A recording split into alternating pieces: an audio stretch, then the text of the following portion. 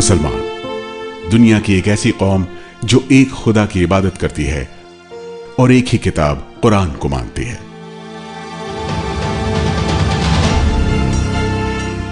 मुसलमान के एक ही पैगंबर हजरत मोहम्मद हैं, जिन्होंने करीब 1400 साल पहले इस्लाम धर्म की स्थापना की थी।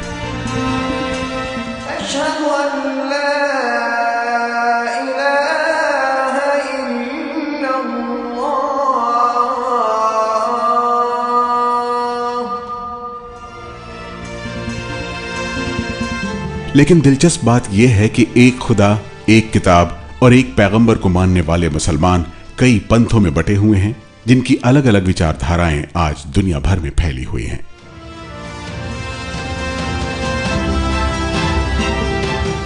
कहते हैं कि हम अल्लाह से सबसे ज्यादा मोहब्बत करते हैं, अल्लाह को अपनी वालदा से ज्यादा मोहब्बत करते हैं, कहते हैं। लेकिन क्या सही हकीकत में करते हैं? जब हमारे वालदा को कोई गाली देता है तो हमको उसका सिर तोड़ना है, उसके दांत तोड़ना है, उसकी जान लेना है। हर रोज हमारे गैर मुसलमान भाई कहते हैं कि अल्लाह सुब्हानहू व तआला ने बेटा जना और हम मुसलमान मुंह भी नहीं खोल सकते। इस्लाम के सल्फी पंथ को मानने वाले डॉक्टर जाकिर नाइक के भाषणों को लेकर देश भर में तूफान मचा हुआ है। दरअसल सल्फी विचारधारा सुन्नी इस्लाम की कट्टरपंथी शाखा मानी जाती है। इस विचारधारा के मानने वाले आज भी इस्लाम के उसी रूप को लागू करना चाहते हैं जिस पर सदियों पहले अमल किया जाता था। लेकिन दूसरी तरफ इस्लाम का एक चेहरा यह भी है जो बदलाव की बात कर रहा है। जितने रिचुअल्स हैं, जितने फेस्टिवल्स हैं, अब उनका असल मतलब भूल गए। हमने उनको जो है तमाशा बना दिया है। कुर्बानी एक बहुत अहम फेस्टिवल है, बहुत ये इसमें कुर्बानी एक वर्ड है जिसको आपको सैक्रिफाइस, वो सैक्रिफाइस करना है उनको, आपको। ये बयान, ये भाषण अपनी जगह है, लेकिन किसी धर्म को समझने के लिए उसकी किताब सबसे अहम जरिया होती है, जैसे इस्लाम की किताब कुरान है। हालांकि मौजूदा हालात में इन दो चेहरों के बयानों से इस्लाम धर्म को लेकर एक ऐसी नई बहस छिड़ गई है जिसकी जड़ में कहीं ना कहीं बदलती सोच और बदलते दौर की तस्वीर नजर आती है। मुझे लगा अब लोगों में इतनी जगह है सुनने की, हमारे लोग जो है सही बात समझेंगे, लेकिन उसमें इतने फिरके हो गए हैं कि अभिनेता इरफान खान का यह दर्द उस वक्त सामने आया जब मुसलमानों के त्योहार बकरीद को लेकर दिए गए उनके बयान पर विवाद खड़ा हो गया था। 29 जून को इरफान अपनी फिल्म मदारी का प्रमोशन करने जयपुर पहुंचे थे। यहां उन्होंने कहा कि लोग कुर्बानी का मतलब भूल गए हैं। बाजार से 2 बकरे खरीद कर लाना और उन्हें काट देना कुर्बानी नहीं होती है। अपनी सबसे प्यारी चीज किसी को देना कुर्बानी होती है। अपने दिल से पूछे कि किसी और की जान लेने से उसको कैसे सवाब मिल जाएगा,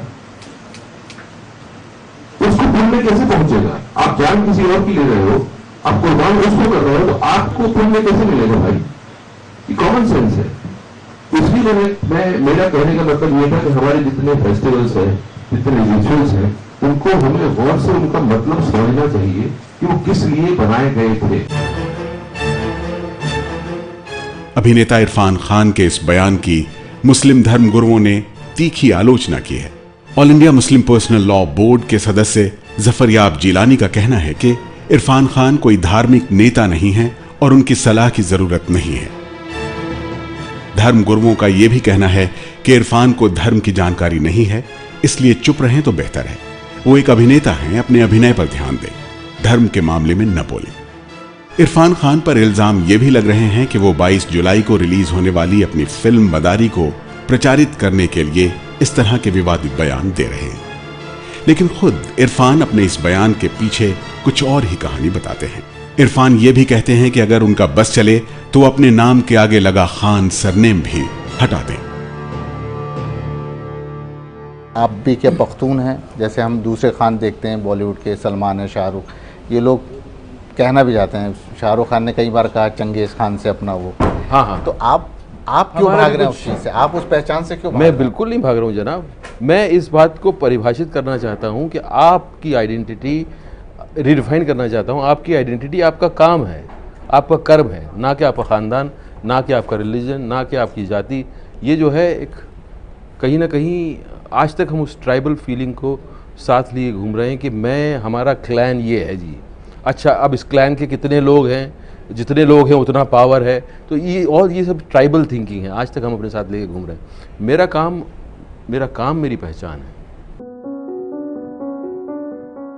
अभिनेता इरफान खान की धर्म और अपनी पहचान को लेकर ऐसे विचारों की जड़ें बेहद गहरी हैं, जिसकी शुरुआत मुल्क ईरान से होती है। दरअसल सैकड़ों साल पहले मध्य पूर्व एशिया से इरफान के पूर्वजों ने भारत का रुख किया था। इरफान का कहना है कि उनके पूर्वज ईरान की तरफ से सबसे पहले अफगानिस्तान आए थे, जहां से उन्होंने आगे भारत का रुख किया था। यह उस दौर की बात है जब भारत पर अंग्रेजों की हुकूमत थी। जाहिर है इरफान खान के पूर्वज अफगानिस्तान से आगे पेशावर होते हुए भारत पहुंचे थे और फिर आगे उन्होंने राजस्थान की एक देसी रियासत टोंक में अपना आखिरी पड़ाव डाल दिया था। राजस्थान के शहर टोंक की शक्लो सूरत अब काफी बदल चुकी है, लेकिन सैकड़ों साल पहले जब इरफान के पुरखों ने यहां पहली बार अपने कदम रखे थे, उस वक्त टोंक ब्रिटिश भारत में अंग्रेजों के अधीन एक देसी रियासत थी। इरफान खान के मुताबिक उनके पूर्वजों को ब्रिटिश हुकूमत ने टोंक का एक इलाका दे दिया था और इस तरह टोंक में उनका खानदान आबाद हो गया था। मैं आज भी जाता हूँ अपनी जगह पे टोंक, जहाँ से हमारा ख़ानदान शुरू हुआ है। शुरू नहीं हुआ बट काफ़ी पीढ़ियाँ गुजरी हैं वहाँ। तो वहाँ आज भी लोग जो हैं पास्ट में जी रहे हैं। आज भी लोग उन्हीं किस्सों को दोहराते रहते हैं, कैसे हमारे हमारे दादाओं परदादाओं ने कैसे कैसे काम किए हैं। तो मुझे हमेशा ये लगता था कि हम क्या सिर्फ पास्ट में खो के रह गए हैं। और आपको अगर इसलिए जब मैं शुरू में इंडस्ट्री में आया था तो लोग बोलते थे कि कभी कोई कुछ कॉन्डरसेंडिंग तरीके से ही बोल सकते थे कि अच्छा आप भी खान हो, मतलब जैसे मैं लाइन में लगा हूँ कोई खान की, कि अच्छा ये नवाब फैमिली से हैं, अच्छा ये हैं, ये फलाना है। तो मुझे ये जितने जो आपको विरासत में मिले हैं, चाहे वो आपकी जाति हो, चाहे वो आपका धर्म हो, चाहे वो आपका ख़ानदान हो, चाहे वो आपका सरनेम हो, मुझे इन सब से जो है थोड़ी शिकायत है। शिकायत नहीं है, मैं उस तरह से नहीं जाना चाहता हूँ। मेरी आइडेंटिटी मेरा पास नहीं है, मेरी आइडेंटिटी मेरा कर्म है। मैं जो काम कर रहा हूँ उससे मुझे पहचाना जाए, चाहे आप फिर उसमें मेरा नाम भी हटा दीजिए इरफान, मेरा कुछ भी नाम रख दीजिए आप, चलेगा मुझे।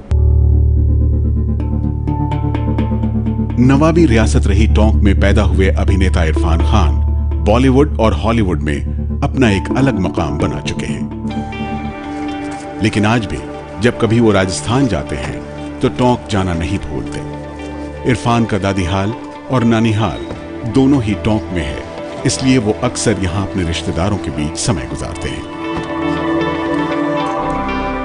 हालांकि इरफान की शिक्षा और उनकी परवरिश राजस्थान के जयपुर में हुई, लेकिन उनके रिश्तेदार बताते हैं कि उनका शुरुआती बचपन पतंगबाजी करते हुए टोंक की गलियों में ही गुजरा है।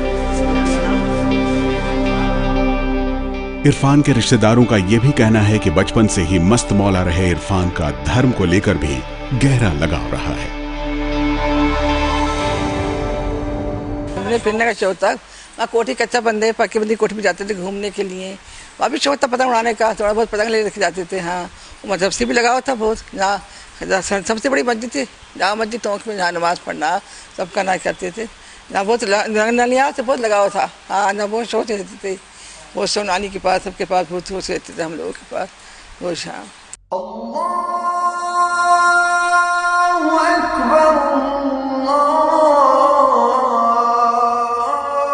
टोंक की इसी जामा मस्जिद में इरफान खान ने बरसों नमाज पढ़ी है। धर्म को लेकर उनका यह लगाव भी उन्हें विरासत में मिला था।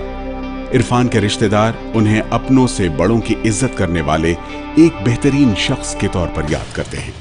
लेकिन जब कुर्बानी पर दिए उनके विवादित बयान की बात आती है तो उनके रिश्तेदार ही उनकी समझ पर सवाल खड़े कर देते हैं। इरफान के रिश्तेदारों का कहना है कि धर्म के बारे में कुछ भी बोलने से पहले उन्हें कुरान का ज्ञान होना चाहिए।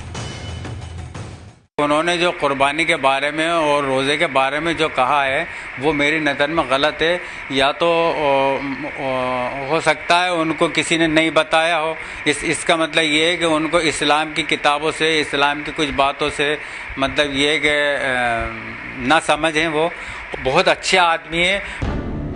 जाहिर है इरफान खान जिस खानदान से ताल्लुक रखते हैं उसकी सोच और उसकी मानसिकता को खुद उनकी नजर में एक हद तक कट्टरवादी माना जा सकता है, क्योंकि उनके रिश्तेदार भी उनके बारे में ऐसा ही कुछ सोचते हैं।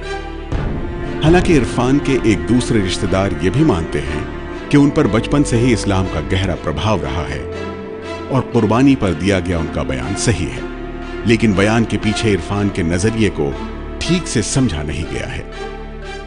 कुर्बानी के बकरों को खरीद कर कुर्बानी करना, रातों रात खरीदते हैं और लोग कुर्बानी करते हैं, वो मैटर नहीं है। इस्लामिक हिसाब से बकरों को लाया जाए, उनको पाला जाए, बच्चे की तरह औलाद की तरह पाला जाए, उसके बाद उसको अल्लाह की राह में हलाल किया जाए, तो वो चीज़ अल्लाह ताला को कुर्बानी पसंद आती है। ना कि हम लोग पैसे के बल के ऊपर 1 लाख का बकरा लिया है, 50,000 बकरा लिया है, लेके काट दिया, इससे कुछ जाहिर नहीं होता। कहने का मतलब उनका ये था कि आप लाओ, पालो, उसको कम से कम 2-3 महीने पालो, अपने पास रखे, बच्चे की तरह औलाद में प्यार करो, खिलाओ पिलाओ, उसके बाद उसकी कुर्बानी अल्लाह की राह में दो। मीर खानी के नाम से पहचाने जाने वाले इरफान के खानदान का इतिहास टोंक की इस सुनहरी कोठी की तरह ही सुनहरा रहा है। इस शहर में उनके खानदान की कई पीढ़ियों ने अपनी जिंदगी गुजारी है। इरफान की मां टोंक के हकीम परिवार की बेटी हैं और उनके दादा टोंक जिले के खजूरिया गांव के जागीरदार थे। लेकिन इरफान खान के पिता को जागीरदारी रास नहीं आई और वो अपनी अलग दुनिया बनाने का ख्वाब आंखों में संजोए टोंक से जयपुर चले आए थे और यहां उन्होंने अपना टायर का एक छोटा सा कारोबार शुरू कर दिया था।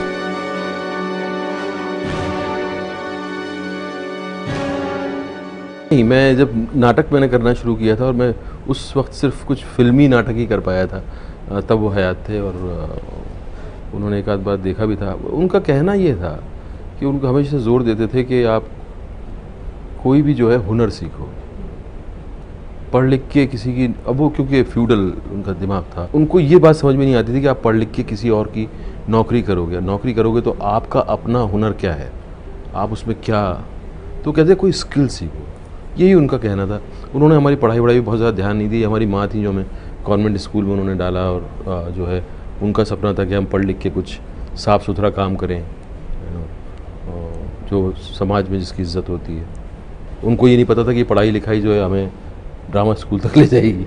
अगर उनको पता होता तो शायद वो घर में ही रखती हैं, पढ़ाती हूँ, क्योंकि उनको जो है बिल्कुल ये पसंद नहीं है जो मैं कर रहा हूँ। अभिनेता इरफान खान का बचपन तो टोंक में गुजरा, लेकिन उनकी स्कूल की पढ़ाई लिखाई जयपुर शहर में हुई थी।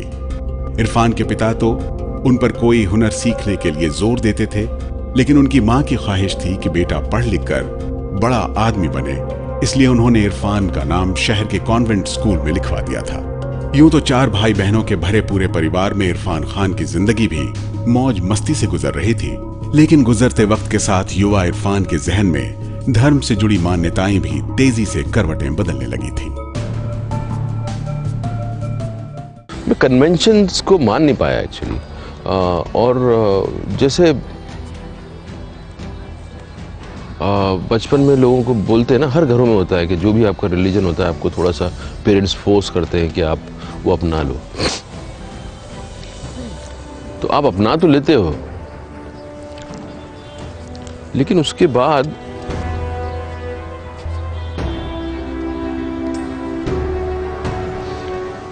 मुझे याद है बचपन में जैसे मैं कई बार रोता था when I used to think about God।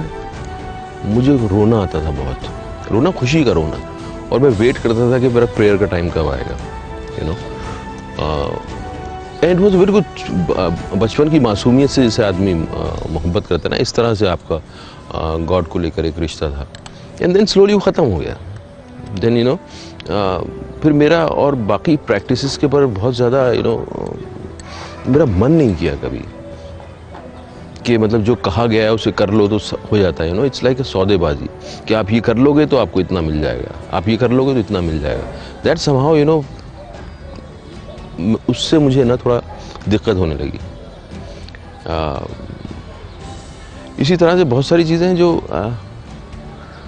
तो कन्वेंशन के हिसाब से मैं चल नहीं पाया कभी एक्चुअली। राजे रजवाड़ों के शहर जयपुर में पले बढ़े इरफान खान के घर का माहौल दूर दूर तक फिल्मी नहीं था। पिता की सख्ती और मां की पैनी नजरें हमेशा बच्चों पर जमी रहती थी। लेकिन बॉलीवुड कभी इरफान खान की मंजिल नहीं थी। वो तो एक क्रिकेटर बनना चाहते थे। और यही वजह थी कि जब इरफान खान जयपुर से इस राजस्थान कॉलेज में बीए की पढ़ाई कर रहे थे, तब शहर के इसी आयुर्वेदिक कॉलेज के ग्राउंड पर क्रिकेट खेलते हुए उनके दिन गुजरते थे। कॉलेज कर लिया था उन्होंने, कॉलेज भी जयपुर से किया था। राजस्थान कॉलेज से उन्होंने आर्ट्स का ग्रेजुएट किया था। देन पोस्ट ग्रेजुएट कर रहे थे वो उर्दू में। उसी के साथ साथ ही उन्होंने राजस्थान यूनिवर्सिटी से ड्रामेटिक डिपार्टमेंट में अप्लाई कर दिया था। उसके बाद उनका एनएसडी में सिलेक्शन हो गया था। वहीं से फिर वो एनएसडी चले गए थे। साल 1984 में जिन दिनों इरफान खान दिल्ली के नेशनल स्कूल ऑफ ड्रामा में एक्टिंग के गुर सीख रहे थे, उसी दौरान जयपुर में उनके पिता का इंतकाल हो गया था। एक तरफ फिल्मों में अभिनय करने का उनका जुनून था, तो दूसरी तरफ परिवार की जिम्मेदारी अब उनके कंधों पर आ गई थी। एनएसडी में पढ़ाई के दौरान का यही वो वक्त था जब जिंदगी को देखने का इरफान का नजरिया भी तेजी से बदल रहा था। बचपन की यादें हैं और एनएसडी की यादें हैं। एनएसडी एक ऐसी जगह थी जहां हमारा जन्म हुआ एक तरह से, क्योंकि मुझे लगता है कि जयपुर में जो मेरा बचपना गुजरा वो मैं एक इंक्यूबेशन पीरियड में था। एनएसडी में पहली बार क्योंकि वहाँ समझ में आने लगा आपको कि एक इंसान जो है वो कितने इन्फ्लुएंसेस से बना होता है। तब तक हमें अंदाज़ा ही नहीं था कि आपको खुद को ऑब्जेक्टिवली देखना क्या होता है। आप खुद अपने आप में एक सब्जेक्ट हो। जब आप अपने आप को स्टडी करने लगते हो, जब आप अपने आप को डाइसेक्ट करने लगते हो, जब अपने आप के बारे में सोच विचार करना शुरू करते हो, तब आपका जन्म होता है, वो आपका बर्थ होता है। और ये हमें एनएसडी में ही पता चला कि एक्टर बनने के लिए सबसे ज़रूरी ये है कि आप अपने आप को देखो और ब्रूटल ऑनेस्टी के साथ देखो। और मैं अपने क्रिटिसिज्म से घबराता नहीं हूँ, क्योंकि ये मुझे खुदा की देन है। मैं बचपन से पैदा हुआ तो मैंने पहला सेंटेंस जो बोला था वो अपने आप को क्रिटिसाइज़ किया था। तो मेरे लिए मैं इससे बहुत ये था कि मुझे मियाँ मियाँ बोलते थे, तो कि मियाँ तो जो है बिल्कुल ही गया बीता है, इसको डब्बे में फेंक दो। अच्छा। हाँ, तो मैं सफ़र किया इस बात से। मुझे अजीब सा एहसास कमतरी था जब तक मैं स्कूल में था। बट इसी फैक्टर ने कि मैं अपने आप को क्रिटिसाइज़ कर सकता हूँ, इसने मुझे जितना दिया है वो मैं आपको बता नहीं सकता। जो भी मैं हूँ आज, मैं अपने क्रिटिसिज्म की वजह से हूँ। और मैं जो है अब अपने क्रिटिसिज्म से सफ़र नहीं करता हूँ। बेंगलुरु के पास वाला विजयपुर। बॉलीवुड में संघर्ष की परंपरा पुरानी रही है। संघर्ष के इसी अग्निपथ पर चलकर इरफान खान को भी अपना इम्तिहान देना पड़ा है। आराम का काम है, तबीयत चर्बी चढ़ी हुई है। कल से रोजाना 4 किलोमीटर दौड़ शुरू।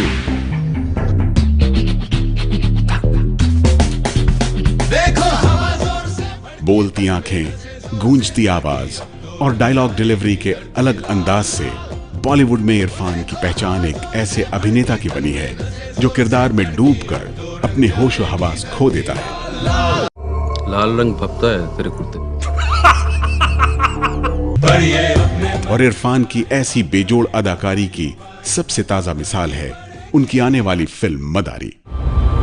मेरा भी बेटा खो गया है। छोटा सा बड़ा मुंह खोल के कोई खा रहा था, उसके अंदर खो गया मेरा बेटा। गलती किसकी थी पता करके बताए मिनिस्टर मुझको। उसूल ये कहता है कि एक और बेटा खो जाएगा। करीब दर्जन भर टेलीविजन सीरियल और 50 से ज्यादा फिल्मों में अभिनय करने वाले इरफान ने बॉलीवुड ही नहीं, हॉलीवुड के रुपहले पर्दे पर भी अपनी एक अलग छाप छोड़ी है। पिछले 25 सालों से फिल्मी पर्दे पर इरफान अपने किरदार बदलते रहे हैं, लेकिन बचपन में जो सोच उनके मन में गहरे बैठ गई थी वो आज तक बदली नहीं है।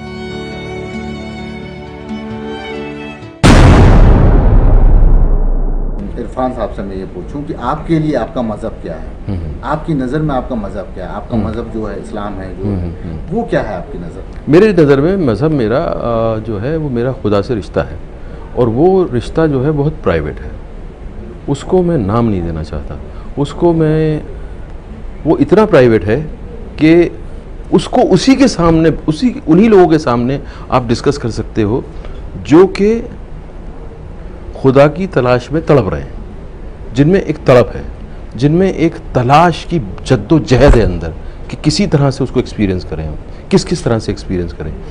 ऐसे लोगों के सामने बैठ के आप डिस्कस कर सकते हो। एक आदमी जिसका रिश्ता धर्म मज़हब का ये है कि मैं ये करूँगा तो मुझे ये मिलेगा, ये करूँगा ये सिला मिलेगा, उसके सामने हम एक जहन नहीं हो पाएंगे, है ना। तो तो मैं ऐसे लोगों के सामने बैठ के ज़रूर डिस्कस करना चाहूँगा कि मतलब मैं खुदा के बारे में क्या सोचता हूँ, या मेरी क्या जो भी है मेरा उससे रिश्ता क्या है या क्या बन रहा है। जिस दिन फिल्म ख़त्म हो जाएगी, जिस दिन मुझे ऐसा प्लेटफॉर्म दिखेगा, मैं ज़रूर इस बात पे डिस्कस करना चाहूँगा। धर्म, जाति और मजहबी परंपराओं को लेकर इरफान का ये पहला बयान नहीं है जिसको लेकर विवाद छिड़ा है। इरफान की राय में सिर्फ भूखा प्यासा रहना ही रोजा नहीं होता। मुसलमानों के त्योहार मुहर्रम को लेकर दिया गया उनका बयान भी विवादों में रहा है। उन्होंने ये भी कहा है कि मुसलमानों ने मातम के मौके वाले मुहर्रम को उत्सव का मौका बना दिया है। जाहिर है अभिनेता इरफान खान का इस्लाम धर्म को समझने और मानने का अपना एक अलग नजरिया है, लेकिन उनका ये नजरिया चंद दिनों में ही नहीं बना है। जैसा कि खुद इरफान बताते हैं कि ईरान की सरहदों से निकलकर भारत में बसने वाले अपने पुरखों की सामंतवादी सोच और कट्टर मानसिकता से बाहर निकलने में उन्हें लंबी जद्दोजहद से गुजरना पड़ा है। टोंक से लेकर जयपुर तक और जयपुर से लेकर मुंबई तक संघर्ष के अपने सफर में उन्होंने खुद को और अपनी सोच को कई पैमानों पर जांचा परखा है, और यही वजह है कि अपने धर्म इस्लाम को लेकर उनके ऐसे बयान सामने आते रहे हैं।